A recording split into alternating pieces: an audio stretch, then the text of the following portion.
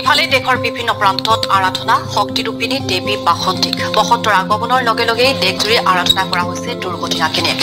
আনহাতে ঠায়ে ঠায়ে চলিছে কুমাৰী পূজাও। আকৌ হাজোৰ দৃশ্য। হাজোতো চলিছে দুৰ্গতিনাশিনী দেৱী দুৰ্গাৰ পূজা অৰ্চনা। বসন্ত কালত মা দুৰ্গাক আৰাধনা কৰেই বাবে বাসন্তী পূজা হিচাপে জনাজাত। হাজোৰ বাসন্তী পূজাটোৱে দেখিবলৈ পোৱা গ'ল ব্যতিক্ৰমী ঢুলীয়া। এটা দুটা নহয়, তিনিটাকৈ ঢোল লৈ ঢুলীয়াই প্ৰদৰ্শন কৰিলে বিশেষ অনুষ্ঠান। আৰাধনা কৰিলে দুৰ্গতিনাশিনী দেৱী দুৰ্গাৰ অন্য এটা ৰূপ।